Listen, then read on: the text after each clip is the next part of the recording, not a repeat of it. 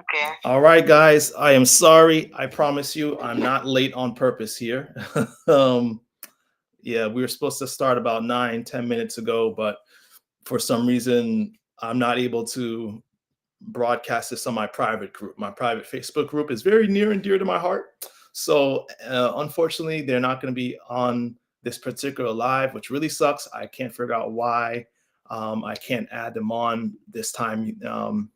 This is the first time I've had this problem. So, um, you best believe I will be writing a nice email to Restream website, the company that allows us to power the streaming. Now, for if some any reason, I'm looking here to make sure. Yeah, I can't add them back on. Yeah, so hopefully you guys I just put a message in our private group to watch us on our business page. Um, so hopefully you guys are able to watch that. But anyway, um, time is short, so let's get into it. And our topic for today is a very important one: how to fight cancer with food. Now, of course, on diabetes 180, that's the business. That's the our we focus on diabetes, but you may wonder why talk about cancer if your company is about diabetes reversal. Well, the many people don't know that when you have diabetes, your risk of dying from cancer is significantly higher than the normal population. So it's very important, that being said, that if you have diabetes, to know how to fight and more importantly to prevent cancer, right? So the good news is the diet that helps you to reverse and your diabetes, or if you're type 1 diabetic, keep your insulin use low, is the same diet that can help fight diseases and conditions like cancer. Okay. I believe that God gave us the one diet to heal them all. I know that's very controversial to say that there's one method or one diet that's better than others. It's more common to hear people say, well, everyone is different, so you got to find out what works for you. But from my research, there are tons and tons of nutritional based studies that point to a whole food, plant-based diet as the ideal diet for man. So it's no surprise that this diet also is one of the best ways to fight and heal from cancer. All right. Um, Cancer is actually something that we all develop throughout our life. I know a long time ago when I learned that your body is daily actually creating cancer cells, and your immune system is actually keeping them at bay, keeping them from growing and developing. It was a surprise to me. More recently, I learned that you can actually have cancer cells even from infancy. Even from infancy, you can develop cancer cells. And studies actually have even shown that the diet of your mother can determine how many or what cancer cells you develop from infancy. So that's pretty huge. It shows you how there's a connection between even from diet and what we put in our body and cancer. There are a lot of different environmental causes of cancer, things that can trigger the initiation of cancer stages. Um, and of course, age is one of the biggest factors. As we get older, we start doing health screenings for cancers, right? So, what if there's a way to stop it from developing in the first place, right? What if there's a way to halt its progression? See, cancer actually develops in 3 stages. Okay, so there's the initiation stage. That's the stage where cancer is triggered. A cancer cell is triggered to develop, usually by something that causes a DNA mutation, right? Um, then the second stage is called the promotion stage. That's the stage where cancer cells are now dividing, right? You're going from 2 cells to 4 cells, and it's the dividing and doubling. What they actually call it is the doubling rate. So the doubling rate of cancer, the doubling rate actually of those cancer cells is what determines how fast it goes from a few cancer cells to billions of cancer cells. Okay. By the time a tumor is found, it's usually 8 billion cells. And what determines how if you die from a cancer is it how fast it grows, how fast it develops. Is that cancer doubling rate leading to a tumor in the next 5 years, Or is that cancer doubling rate leading to a tumor that's going to develop in 100 years, right? A lot of that is determined by what we put in our body, all right? And the third stage is called the progression stage. That's when the tumor is now invading local tissue or spreading throughout the body. So there are certain foods that can actually halt or even reverse cancer at one or all stages. And we're going to highlight some of these foods. Okay. So I'm really excited about this. This is something that I guess I say that a lot. I'm excited about talking about everything about health. But yeah, so this is something that's going to be, I think, very important for our diabetics, again, because you having diabetes are high risk of dying from cancer, of course, but anyone in the general population needs to know this this information. Just a little a reminder before we go into the topic again, a little further, is that we'll have lives every Monday. Okay, so that's going to be the plan going forward, every Monday at 7 p.m. Again, I was a little late in starting, so hopefully I didn't miss too many people in starting a little late. I had some technical issues, but yeah, if you want to, and I should actually go ahead and put this in the chat. If you ever want to be placed on a reminder so that you don't miss out on these lives, just go ahead and email me on the email that's about to show up right here. Okay. Let's see if this is going to work. A lot of technical issues today. I can't even put a comment in. I'll restream. You guys are going to hear from me tonight. All right, but it's all right. For some reason, I can't even post a comment. My email is my name, Lewis, Lewis, at lewisbertus.com. My last name being Bertus. So Lewis at lewisbertus, LEWISBERTUS.com. And for those of you guys who are watching right now, please leave a comment, number one, so I can know that my comment section is working. If for some reason I can't put a comment, I'm assuming you guys can't comment either. Like I said, Restream is going to hear from me. But yeah, let me in the comment, just let me know where you're watching from. Okay, your name and where you're watching from. All right. So I love to hear from my viewers. So, and hopefully at some point I'll be able to post a message to you guys, because I really like you guys to have my email. All right. So let's get into it. The first food, right? Do you think an apple a day can keep the oncologist away? This is actually a title of a real title of a news article, and that an apple a day can keep the oncologist away. We always hear about an apple a day being healthy, but put to the test, can apples help provide or help you prevent cancer development? And according to studies, yes, apples, and at least one apple a day has been shown to reduce your risk of developing cancer by 24%. Pretty huge, right? And we all can afford some apples, right? Who likes apples? I like apples. What's your favorite apple, guys? All right, Jane from Oklahoma, thanks for being with us again, our faithful viewer. Man, I am really annoyed right now. I'm sorry. Like, why? I rebuke the devil. Anyway, I can't reply back to you guys for some reason, but you guys can comment, so that's awesome. Audrey from South Carolina. All right, welcome back again. Thanks for being here. So an apple a day, you guys surprised to hear that? An apple a day can reduce the risk of developing cancer by 24%, according to studies. This is mainly in the peel, though. So for those of you who like to peel your apples before you eat them, I never understood that. That's very childish. Like, if you're still peeling apples before you eat them, shame on you. Okay, eat those apple peels. So the majority of the antioxidant power is in the peel. If you think about it, when you take the peel off, think about how fast the flesh turns brown, right? The peel is the protective covering for the apple. And so it makes sense that it also protects you. So there's also other foods, of course. Let's go down the list. So again, apples reactivate tumor suppressor genes. That's how they work. The reactivation of tumor suppressor genes sounds like a good thing, right? You want to suppress the genes. You want the genes that suppress tumors to be activated, right? And that's what apples can do, just one a day. Simple trick, simple advice. Grapes pomegranates, strawberries, and white mushrooms. These also have the ability to suppress cancer promoting genes. Okay. So that's another thing you want to add to your shopping list. I don't do pomegranates much.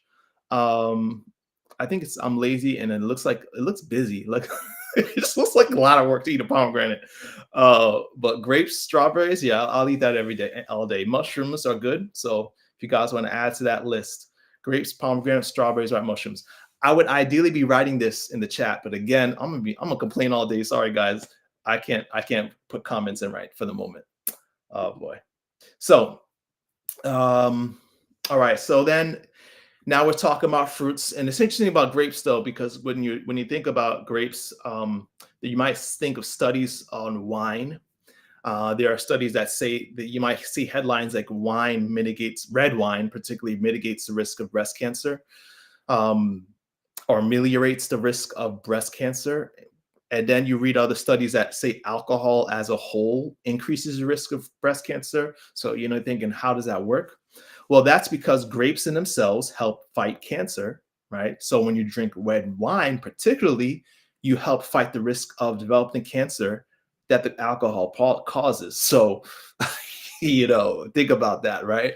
You might as well just eat the grapes and put down the wine. Sorry, guys, I probably lost some followers saying that. I know some people like their wine, but yeah, the cancer fighting power comes from the suppressor genes in the grapes, not the alcohol. Okay. Collard greens. So collard greens is another great food for fighting cancer. This has been shown to reduce cancer risk in all ages. I think the study is actually referring to breast cancer. And what's interesting is that, you think about these studies and you're thinking, well, what about this food? What about that food? Or how come he's not including this food? I thought this food is healthy. You got to think about it. There's not a whole lot of studies on food and their ability to fight disease and conditions like cancer, right? For obvious reasons, right? Think about it. There's not much money in selling. The pharmacies can't make much money on selling produce, right? But so even though I'm highlighting these studies and these certain particular superfoods for their cancer fighting power, it does not mean that there aren't other foods that have never been studied that can help fight cancer. It also does not, even though I'm highlighting how a certain food like collard greens and breast cancer, it doesn't mean it's only good for breast cancer, right? So it's very likely if it's good for one cancer, it's good for many others, okay? So eat your collard greens, guys. Eat your collard greens. Moving on. All right, so another thing, a food item that deserves special mention is broccoli. Broccoli, I mean, I mentioned this last week during our Foods That Fight Inflammation study. I'm seeing more people coming to the chat, but you're not telling me where you are coming from. So don't be shy. Go ahead and post. Let us know your name, where you're watching from. I'm saying calling, where you're watching from. All right, I really appreciate that. So broccoli and other cruciferous vegetables are also foods that are very effective at fighting cancer. And this is because of the sulforaphane it's a compound found almost exclusively in cruciferous vegetables. So broccoli, you're thinking well, I'm getting blank. Cauliflower, Brussels sprouts, those cruciferous vegetables are the foods that contain this magical, almost medicinal compound. The catch is, though, you have to make sure to prepare them. Before you cook them, okay, before you prepare them to eat, you should chop them. Make sure they're chopped first to activate the enzyme that creates this compound, okay? So chop them. I've read studies that say you have to wait about 40 minutes after chopping before you cook it, or you could buy it pre-chopped, okay, to make sure that you're getting the most of the sulforaphane power to fight cancer. Studies show that the reason why Brussels sprouts, broccoli, or cauliflower can fight cancer is that it suppresses breast cancer stem cells. And we're talking about breast cancer particularly right now, but there's also studies on how broccoli can suppress other types of cancers in different ways, okay, in different stages. We talked about the 3 stages of cancer. Broccoli is huge. Guys, you should be eating broccoli every day, all right? Broccoli is huge. Vernetta, thanks for watching from St. Lucia. Awesome. All right, don't be shy, guys. Let us know where you're watching from.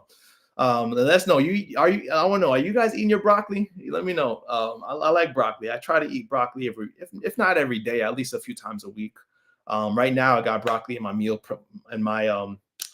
my meal plan containers, I should say, my food containers for the week. So I'm set to go on that. But think about that. Stem cells are what determine whether a cancer comes back, right? Stem cells are almost like the birthing place of cancer.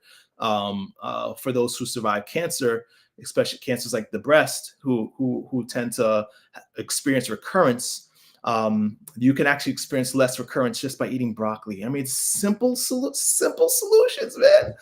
Right? Tracy from North Carolina, thanks for watching. Awesome. Good. All right. So broccoli, eat your broccoli. All right. Broccoli and all the cruciferous vegetables in the same family have the same benefit. Oh man, there's so much to talk about. I don't think I'm gonna get through all this list. I have to do a part 2 for sure. I'm gonna have to do part 2. Okay. In my defense, I did start 10 minutes late, but because of restream, man, I'm gonna email you guys. Flax seeds are also a superfood when it comes to cancer. Flax seeds is probably one of the oldest food items that we have known is very effective for being a medicine, essentially. Rich in omega-3s, they're also known to fight cancer. Flax seeds, this is a study that I want to definitely mention. So there was a study with, again, breast cancer, where they did a large study of women. Basically, they looked up and found the names of women who were about to go through breast cancer surgery, right? Get the breast removed, and they split this group of women into 2 groups. They had one group of that were set to eat muffins with flax seeds, and another group that was set to eat muffins with no flax seeds. They both looked the same, tasted the same, I guess, but they just one muffin had flax seeds, another didn't. Very simple intervention. They wanted to see, okay, after their breast cancer surgery, if they actually studied the tissue that was removed from the body, the cancerous cells, which group would benefit more, right? Or would flax seeds have a benefit, okay, in fighting cancer? So, and how they did this is they compared the biopsies pre-surgery and the tissue removed after surgery. Okay, ground flax seeds. Audrey, thanks for asking. So yeah, ground flax seeds. It's important if you're going to get your flax seeds to get them ground, because whole flax seeds you won't digest much. Okay. Yes, Vernetta, there's so many variations of cooking broccoli. So, that's definitely something you need to include. Adding cheese, not such a good idea, unless it's the only way you're going to eat broccoli. Okay. It's better to eat it without cheese. We're not going to talk about, the effects of dairy and cheese. But that's definitely worth another live. We'll talk about that. Okay. But just keep it simple. I'm going to say that, no, it's best to eat them without. Okay. All right. So yeah, great questions, man. And I'm going to ask the same question about flax seeds. Yes, ground, not whole flax seeds. Okay. I guess you already know the results of the study, but this is huge. I got to read the results. Okay. This simple intervention, and just 5 weeks later, okay, this is a 5-week period. Compared to the non-flaxseed eating breast cancer group, the tumor cells, comparing the 2 groups, the one with flax seeds had tumor cell proliferation decrease, cancer cell death rate increase, and cancer aggressiveness, which is basically they have a certain grading system on how aggressive that cancer is, how likely it is to come back, also decreased just from 5 weeks of flax seeds. All right. So for my ladies, it's easy to get flax seeds in your diet. For me, I usually put them in smoothies a little bit. You could put them on your salads. You could sprinkle some on your oatmeal. So yeah, there's plenty of ways to get flaxseed in your diet. Very, very, very easy. In fact, I don't say this enough. We give out free recipes. We actually have a meal planner system that can you can go in and actually have a whole set of meals not made for you. You got to make it yourself, but a whole set of meals organized, that are all low fat, whole food, plant based, rich in these foods.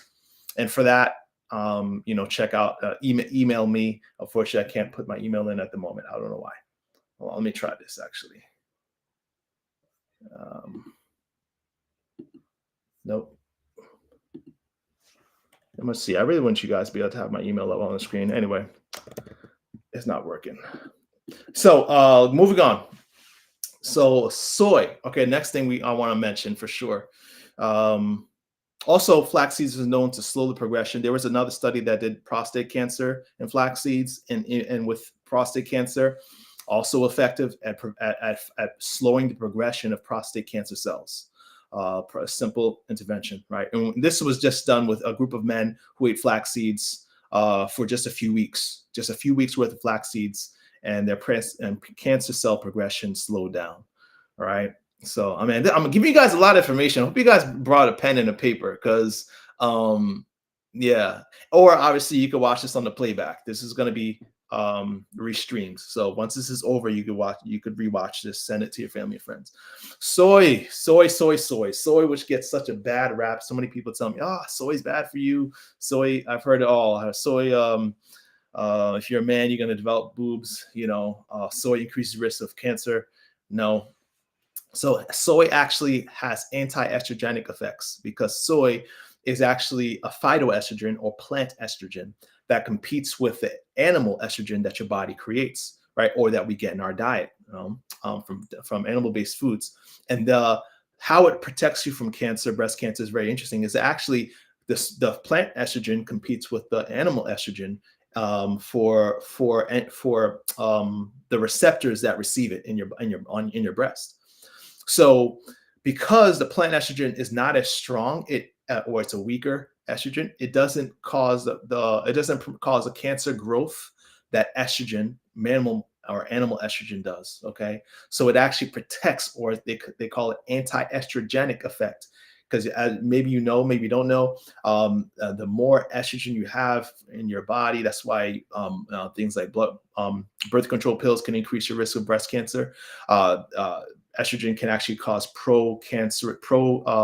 cancerous effects, particularly when it comes to breast cancer. So soy can actually mitigate and reduce your risk of breast cancer. This has been well studied. Let me see. There's a study that showed that breast cancer survivors lived longer with less occurrence if they had soy milk as a part of their diet compared to those who didn't drink soy milk.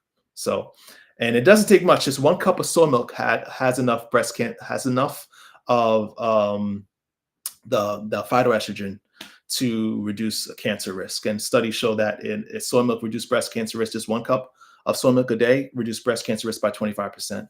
Pretty cool, pretty huge, right? So yes, Audrey, for those who have problems with the thyroid, you might have to avoid soy products. Mainly when you talk about risk of getting too much something, is when it's processed, highly processed and refined products that contain soy, soy protein bars, so soy shakes, soy, powders. But when you're drinking soy, getting soy from like tofu or soy milk, more wholesome, it's less likely to cause a problem. It's less likely to become toxic, because you're not getting as much as the harmful effect that you would get from highly refined sources of soy. So obviously, all this information is important to run by your physician. Okay. Yes, I'm a physician assistant. I didn't mention that. For those who don't know me, I'm a physician assistant. But I always tell people, always run any advice you have if you have special conditions with your physician. Right. But for most people, even those with thyroid issues, can tolerate soy milk or tofu. Okay. All right. Let's see. Oh yeah, there was some other foods I want to make sure I mentioned. Green tea. Green tea is huge. I don't drink a lot of green tea. I don't know if you guys are tea drinkers, but green tea has been shown to show a 30% reduction in breast cancer risk. So green tea is something simple that we could add to our diet. Everyone else all of us can have some green tea. I'm only halfway through, so I'm gonna cut this list short, and we're gonna have to do a part 2. Let's go through as fast as possible. Broccoli. Studies show that it can reduce the the DNA mutations in smokers. So smokers actually have high risk of lung cancer because obviously smoking increases your exposure to DNA mutations that lead to cancer. And they did studies with broccoli. In just 10 days of broccoli, reduced DNA mutations by 41%. So broccoli is huge for lung cancer. And again, you see it over and over again, broccoli is good for all cancers. Okay. Let's go through quickly. Turmeric, another one I want to highlight. Prevented and development of all stages of cancer. So turmeric, and the specific compound in turmeric is a curcumin, right? The yellow pigmentation that gives it its color.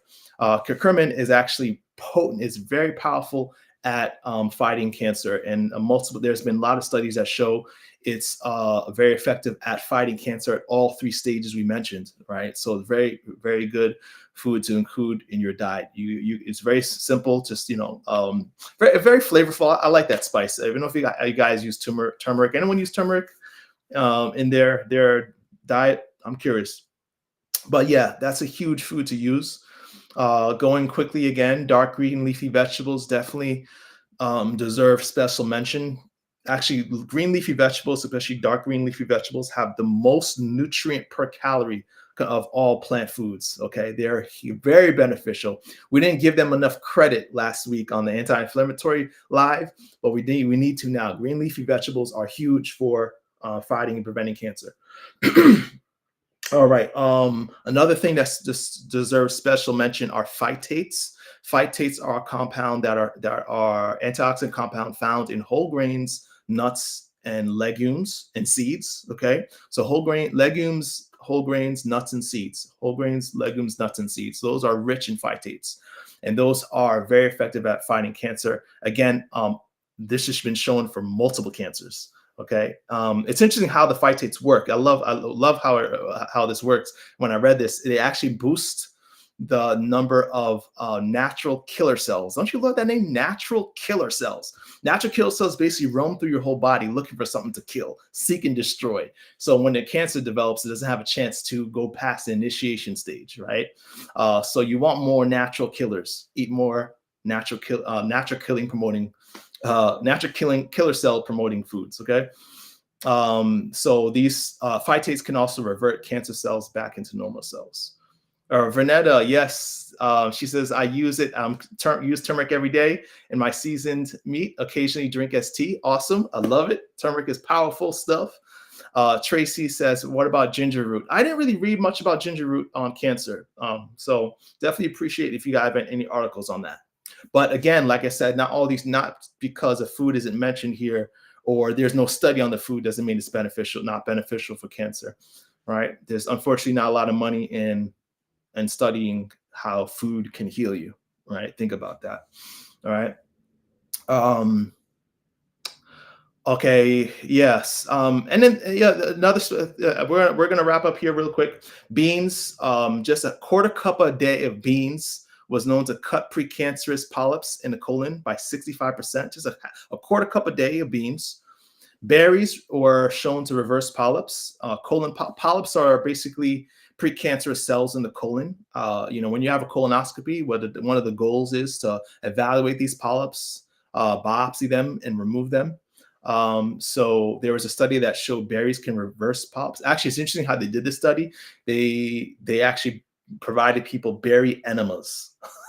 I don't think I would recommend that much. Just eat the berries. Okay.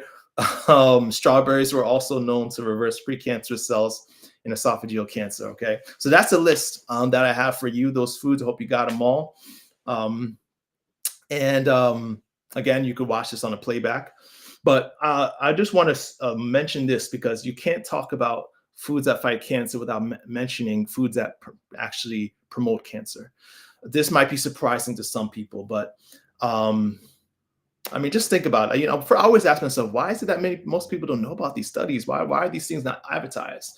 Again, it's because there's not much financial incentive to letting the public know the effect of these foods on providing and fighting cancer. Okay. And then, some people, it kills me when people say, well, what if I don't really like broccoli. I don't like kale. I don't like, Well, I mean, first off, there's plenty of foods you could choose from. You can find foods that you like. But I think of it this way. Instead of thinking about what you don't like, think about what you won't like. How many of you guys love like the idea of chemotherapy, right? How many of us like the idea of being on dialysis, right? How many of us like just being on medications with a million side effects, right? We need to start thinking of food as medicine. That's what it is, right? We need to start thinking of food as medicine. Stop talking about what we don't like to eat, right? Because I'm sure won't like the side effects of these conditions and these diseases like diabetes and cancer. Okay, and these foods are medicine to fight and prevent those things. Okay, some of the largest studies on cancer have been done. And one of the largest studies was a study done by NIH and the AARP groups. So I'm sure you know what AARP is. Maybe you don't know what NIH. NIH is National Institute of Health. They got together and did a huge study. Over 500,000 people tracked the diets and to find the risk of cancer. All right, Sadiq, thanks for joining. All right. So what's interesting is that what all these studies show. So that 500,000 plus study, another study with Harvard studies, a group of Harvard studies, health professionals and nurses study, included more than 150,000 people. EPIC study, I don't know if you heard of EPIC, the European investigation into cancer and nutrition. That study, I think, currently is running close to 500 or more, 500,000 people, including these studies. And all these studies say the same thing. The more you have meat in your diet, the higher risk of developing and dying from cancer and other causes of death like heart disease and stroke and diabetes. The more meat you have in your diet, this includes chicken, right? The more animal-based foods we have in our diet, the more likely we are to develop conditions like diabetes or cancer. So my takeaway before my computer dies is that we need to eat more plants. We need to eat more plant-based foods. Real food, mostly plants, okay? As someone properly quoted. It's that simple. It's not complicated, all right? All right. Oh, I love you too, Sadiq. Appreciate you. Velma, hello. Thanks for joining. We're about to close up and wrap up. So if you're watching it's at the tail end, don't worry, we're going to play back a lot. It's going to be played back, okay, and restreamed. So I hope this information is helpful. Again, we have lives every Monday at 7 p.m. So yeah, I hear you, Velma. I know, man. But you just think about the things that you really, really love. You know, we love meat. I love chicken particularly, but I also love having a sound, strong body and mind to the end of my days, right? And that's what I love the most. So sometimes you got to think about what you love the most that can trump the things that you love, okay? But we'll have more talks about this idea, and diabetes reversal is our goal. So check me out if you want to get put on our newsletter, lewis@lewisburtis.com. All right, sorry I can't post it right now in the chat. And hope to see you next week. And as always, beloved, I pray above all things that you may prosper and be in good health, even as your soul prospers. See you next week.